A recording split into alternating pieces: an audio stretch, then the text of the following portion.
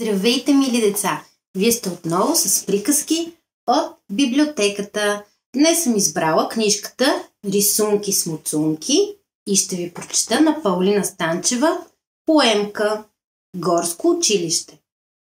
В гората сред дънери стари, вековни, училище има за птичета пойми.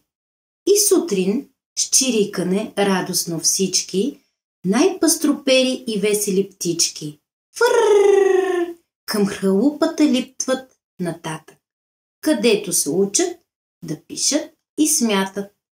А техните майки със страх им повтарят: по пъти очите добре да отварят. Ей ги на!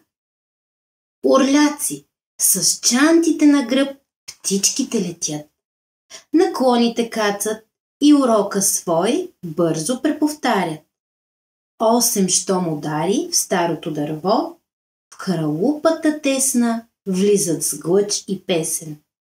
Ето, строгия учител с очилата на очите преподава на децата кой е техен враг в гората. На картина им показва от кого да се предпазват, от какво да се прикриват, где приятел да откриват.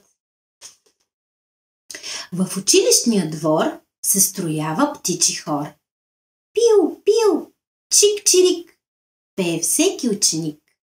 А учителят приглася с цигулка многогласа. И в гората всичко живо слуша песента игрива. Би звънецът: хей, ура! Междучасие настава. Почва палава игра, смях и тупаница здрава. И на цялата дружина виж пера и перушина. Но ще ги накажат, знай, тез, немирници накрай. Наскоро ще настъпи есен и те ще отлетят от тук, към топлите страни на юг, където ще живеят с песни, тъй както са живели тук. Но пътят дълъг ще научи прилежно само който учи. И ето я, и ето мина след труд учебната година. Бъдете умни, работливи и занапред деца игриви. Полезни книжчици четете, на празно време не губете. Че ще сполучи той дете, което учи и чете. Все шестици носят нашите ученици. Браво, браво! Вика татко, по един буркан със сладко. Всеки, който се е учил, днес в награда ще получи.